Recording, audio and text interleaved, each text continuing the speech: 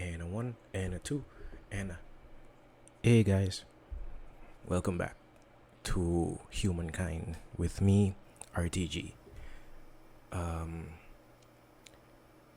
I hope you guys enjoyed last week and hope you're fresh, ready, and rearing to get into this new session. Okay, so I'm going to quickly... Yep, wrong one. Okay. So, I got a lot of feedback, or decent amount of feedback, a good amount of feedback, no feedback, and not in all seriousness, I actually got a good amount of feedback as to who we should go to next. And by popular demand, we're gonna be Nubians. So, without further ado, fancy. Confirm. The challenges of a young civilization. It's hard keeping up with the neighbors when they have the wheel and you don't. Humankind learns quickly that everyone contributes. If you're terrified of wild animals, you can grow lentils or catch fish. Tribes settle towns. Towns develop markets, and markets begin the exchange of goods, services, and most important, rumors and hearsay. Your markets will be the birthplace of your famously canny merchants, who will in turn provide the means to equip your famously effective archers. Okay, so we have officially entered the ancient era. Yep, there's a bear trying to attack us again. We're gonna come back to that. So, as the Nubians, in the ancient era, we're going to be now trying to attain 7 stars. Filters, that's fine. More filters, still fine. Okay. So, as we talked about last week, the main point of the game is to collect stars. And now, a whole new plethora of options are available to us. We firstly... Okay, this is the Empire screen. Shows everything. This shows our new legacy trait, the Golden Dreams. See, it has our old trait for plant lore, and these just continue down the different eras. So, in the ancient era, we as a merchant culture, our objective, or we get most fame from merchant stars. So our first merchant star, we would need to earn 550 money over the course of... So if I remember correctly, this is money we earn per turn, not money we get from like somebody can't just give us a lump sum of $500 and 500 gold and that counts directly to it. Okay, so the first merchant star, 550 gold. First expansionist star is 2 territories attached to any city. We technically have 1 territory, that's an outpost. We're gonna, if you can look in the bottom, if the lower right corner, you'll see we have that symbol that looks like a palace. So in a few, we're going to found our starting city. So we have to build further outposts and either turn them into cities or attach them to the capital. Next, estate stars. So gaining 600 influence over the course of a few turns. Builder stars complete 6 districts. Agrarian stars have a population of 12.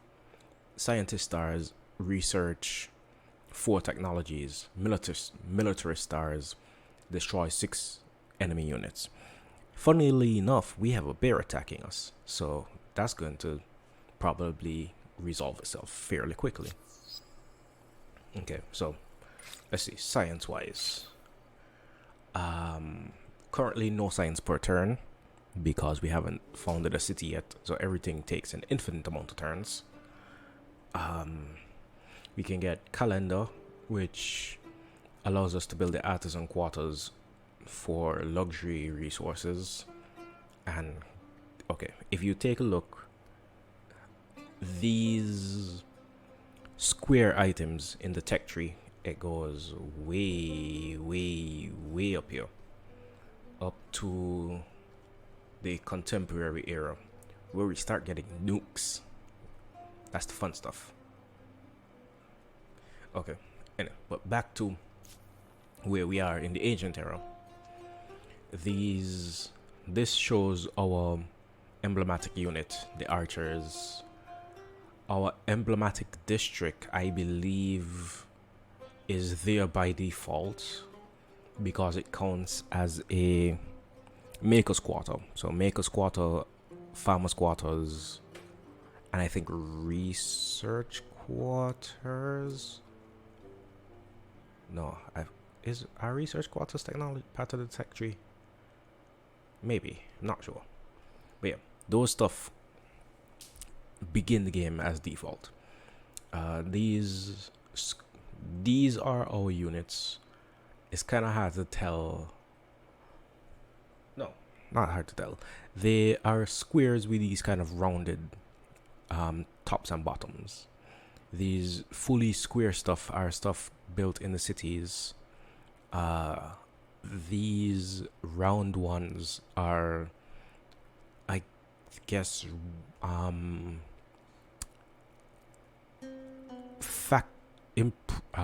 quality of life stuff, I believe.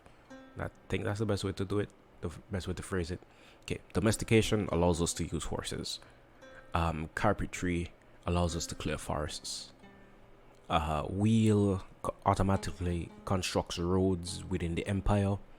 So having a road turns all travel penalties on that road to 1.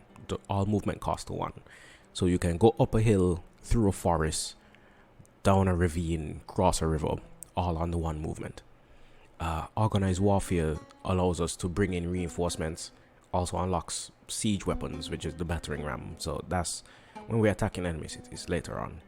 And lastly, for example, the harbor, the garrison, these are districts by this, symbolized by this little hexagon.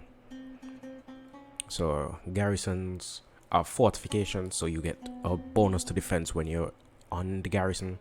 You get extra stability and you get extra combat strength. And as you can see, it counts as it is a land spawn unit, so you can build a garrison and spawn units there. Harbors reduce stability, but you gain extra money per adjacent farmers' quarters, and they count as naval spawns. So this is where you are able to build boats. If I'm remembering correctly, if you have a city on the coast, like the city center is directly on the coast, you can build boats. Otherwise, you need a harbor to set them out. And let's see.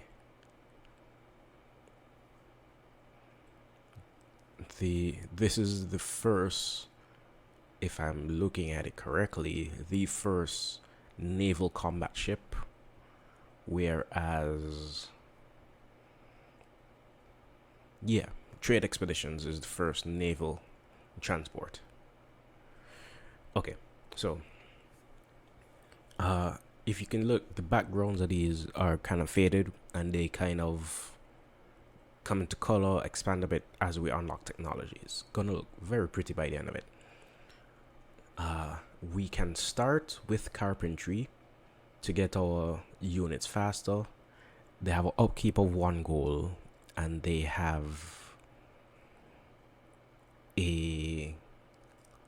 cost us a unit to build. So we're gonna deal with that. These are warriors, basic units, scout riders, which, if I remember correctly, are an upgrade to regular scouts. They just require horses and artisan quarters. We haven't found any luxury resources yet, so we have horses. So I'm thinking we go into carpentry, into domestication, and I think, if I remember correctly, the science oddities that we found earlier count towards science gain. So maybe, okay, it doesn't fully unlock it, but as you see, we got over a quarter filled based on the science we just picked up as nomads. Okay, so that is that sorted. I'm gonna come up to this shortly. Let me just let's quickly get this battle dealt with. I'll move you guys here, step you guys back, you guys here. Okay, it's gonna attack from that way. Quickly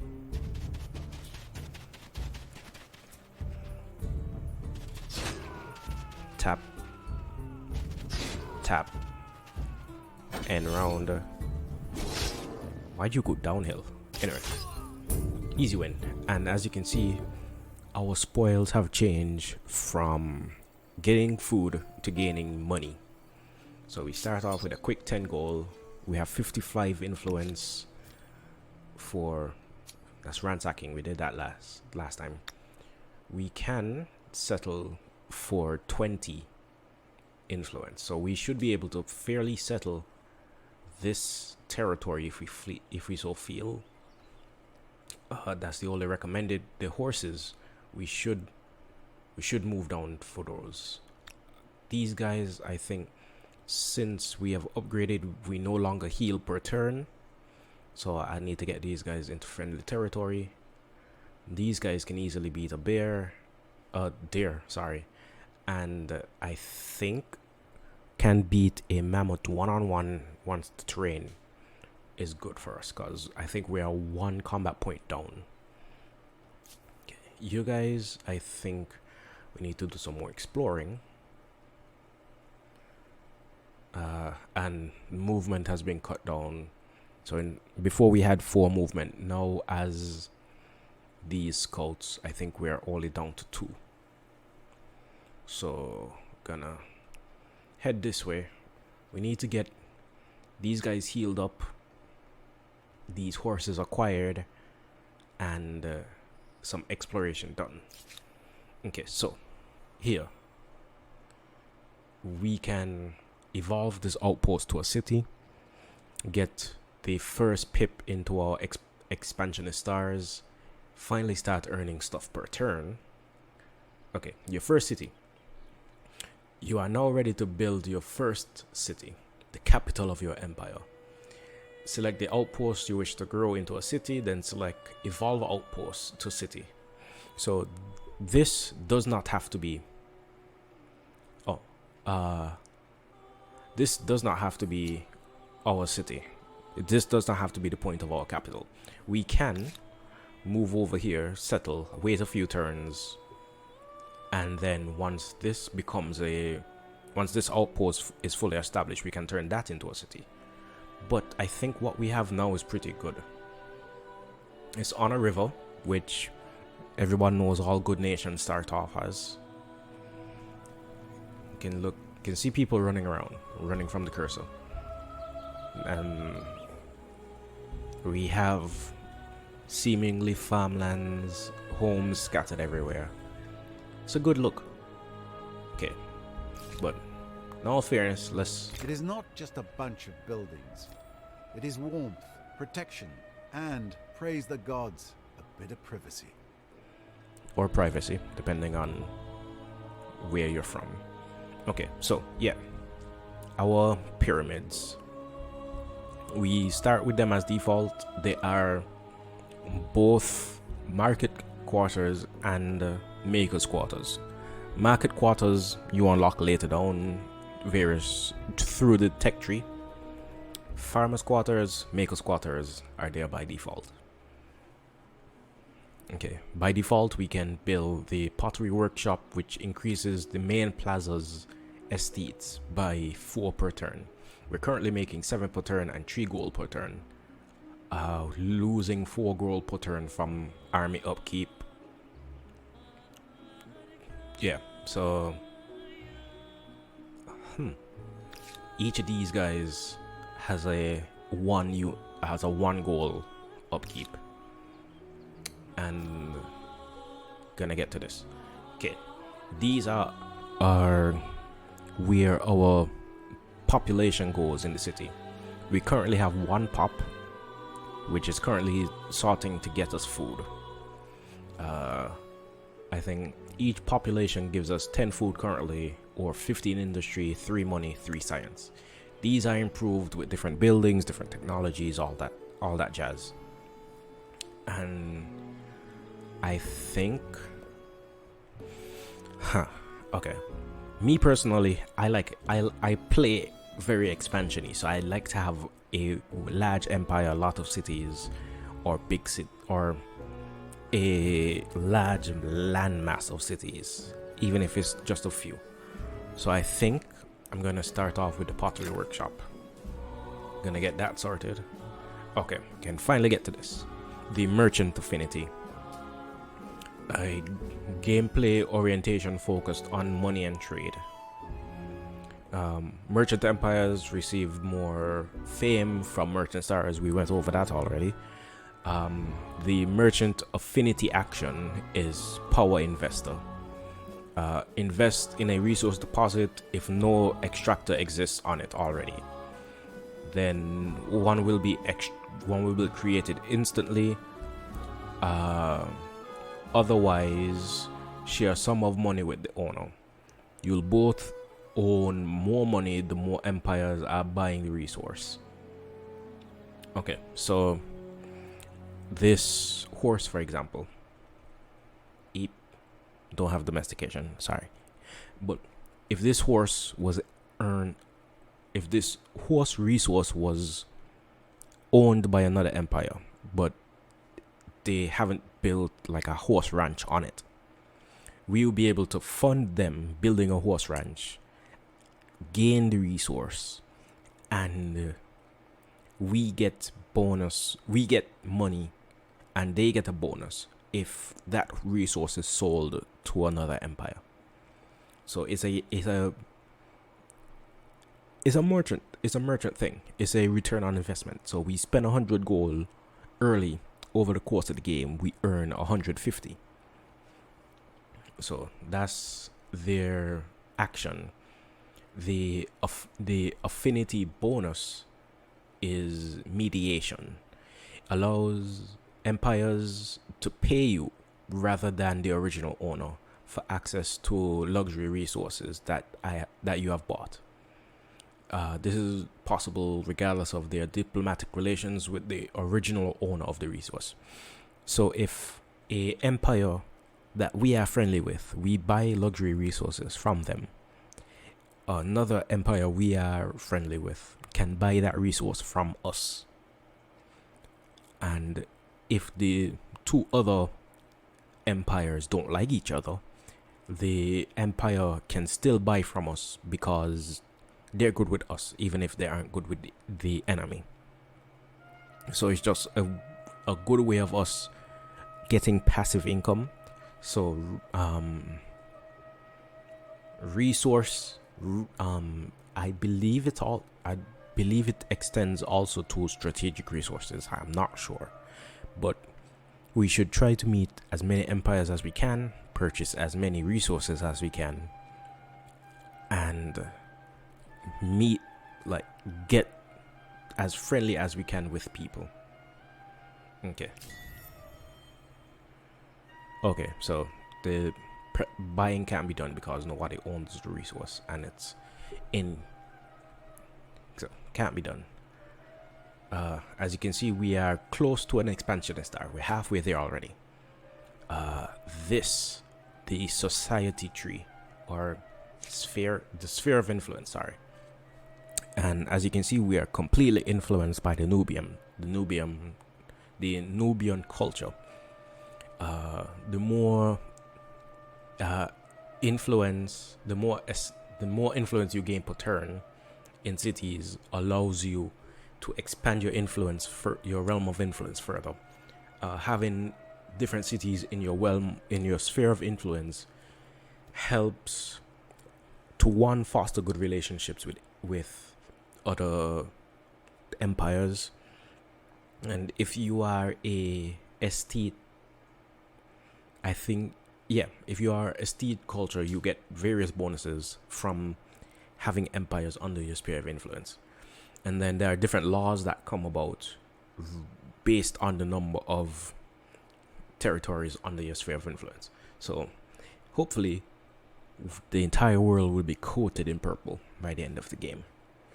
Okay, and these are our ideological arms, I guess. Right now, we start the game completely neutral, and the bonus is all cities gain 10 influence. So once we're in this neutral ideology, we are gaining 40 influence for all cities. Good bonus. Or we can start leaning towards our ideology based on cultural decisions. So we can lead towards tradition or progress. So tradition emphasizes doing things the way they've always been. Progress emphasizes changing. So at the top of the progress ideology, we get 10% science total, just a flat increase, 10% science on our cities outposts. So if you're making 10 science, it boosts it up to 11. If you're making 100 science, 110. Okay. Or we can get +4 faith on territories. So each territory produces 4 faith. Okay. There's the liberty and authority. So this is +4 influence on your emblematic district, which means the more emblematic districts you have, the more influence you get. Or authority, which is +2 vision range and detection range. So you are able to see further and you are able to identify things further. So it can't zoom in. Okay, understand that. If we look at these guys can see these guys can see up to, if you can see this bush is covered. We've visited the territory, so we know that this river is here by these bushes, and until someone comes and changes it, this is how it will be. But we can't see that spot right now. We can see this river here, we can't see over there. So we can see two tiles away currently. So if we were authoritarianist, we'll be able to see this river plus that other river and detect things within that range. Okay. The geopolitical standing, we can be homeland orientated or world orientated. World gives us plus 10% food. Homeland gives us unit strength. So we either work with everyone or we defend ourselves. And the economic is collectivism or individualism. So collectivism, 10% industry, individualism, 10% money. So could fall either way. Remember that these aren't like strict. You don't have to be strictly one or the other. You can remain neutral. You can lean to like this. You can lean slightly, and even if you begin one way, by the end of the game, you don't have to remain that way. So we can start off being very traditional, and we can get progressively more progressive at the end of the game. So all these things to keep in mind. We currently have an average stability of 79%, which I don't agree with. Okay, we are at 79% and climbing. We are at basically 80% and climbing with a 29% surplus. So all our positives and all our negatives combine to 130% basically. Yeah, so gains, you can see base value 40 from ideologies and 50 from it being our capital. We remain stable as long as we are between 70 and 90%. I think between 30 and 90, sorry. Under 30 you become unstable and your empire, the city, risk rebuilding, and you spawn you spawn units to attack your cities. And if you are above 90, I believe you are ecstatic city, and your city gains various bonuses. But all of that will come into fruition shortly. We gain, our stability is on an upward trend, gaining 5% a turn until it gets to 100. We can't pass 100 because you can't be more than 100% happy. Food, we are gaining 16%, I believe, per turn. So we have one population, we can hold up to 8 people with the size of our city. Various things allows the cities to grow. Well, we can currently sustain up to 8 people, and we gain a population in 5 turns. For example, this quarter gives us an additional trader spot. So currently we can hold 2 farmers, 2 food makers, 2 industry makers, 2 money makers, 2 science makers. And if we build a pyramid, we'll be able to hold 1 more money maker, bringing us up to 3. Okay. One last thing is the civics menu, which we cannot explore because we have no unlocked civics. Okay, next turn. Oh, somebody else, an unknown civilization has chosen the Zhao. Let's see, where can I see? Ooh, so we are in first, no stars. Second place has chosen the Zhao, which seems like they chose the Zhao the turn before we did. And then this black civilization has also chosen a culture. Okay, these guys, you guys transfer here and start heading south. You guys, I want you to head in the city so you can heal. This guy's relatively full health, so it's fine. Oh, these guys do still have 4 movement. That was weird. Okay, get rid of that. Get rid of some money. You guys head. Ooh, okay. This is a luxury resource. This is obsidian. So once we have the obsidian, for all cities they gain 2% industry per copy of obsidian that we have, and they gain 4 stability per copy of obsidian that we have.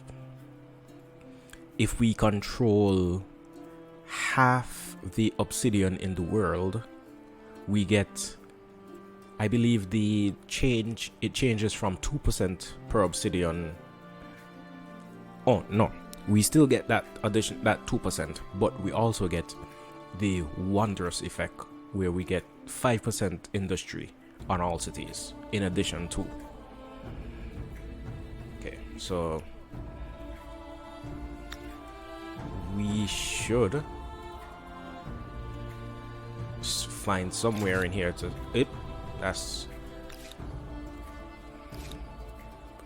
you know what, I wanted to settle in this territory anyway, so I don't hate the idea. You can move outposts after they're settled, so it being here is fine. I just don't want it to remain here. Next turn. Okay, somebody chose the Assyrians. Ransack successful. There are a bunch of deer over here. Okay, can make it to the river. And I guess for the sake of gold, doing the fight on a river was probably not the best idea.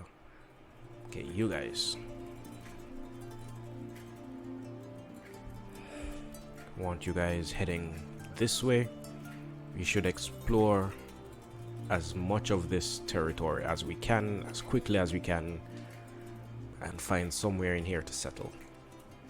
You guys, want you guys in the city, and as you can see, they start gaining 20 health per turn. But you guys, once you are in your city with a unit, you can select a unit and disband them and add that population into the city, so the city will be able to grow faster. We are gaining a new pop in a few turns, so I don't think it's necessary. So I rather spend these guys. Oh, as you can see, we can spend money, a loan sum of money, to just insta heal these guys, but that's a waste. Can keep one guy here, send the guy with more health on the shorter route, and send them north.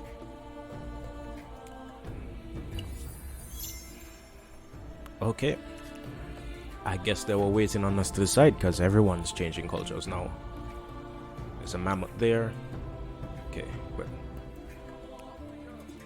off we go. Continue. Not everything worth appreciating was forged by human hands. Okay, we've discovered a natural wonder, and we are the first to discover it. I have no idea how to pronounce this. I am sorry. Well, where? Oh, okay. The natural wonder. Ooh, we gain 30 science from being the first to discover it.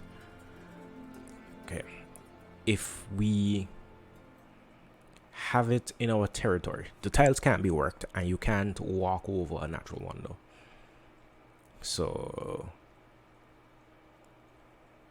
if we control it, we gain 10 stability, 10 food, money, industry, science for the outpost that controls it, and it gains us 3. Having it in our territory gains us just 3 in, just straight up 3 industry. It's not a bad deal, but it doesn't seem to be the best place at the moment, because, well, we can't really see much of it. Okay, these guys, this territory with the obsidian, as it is, not the best. Oh, okay. We have an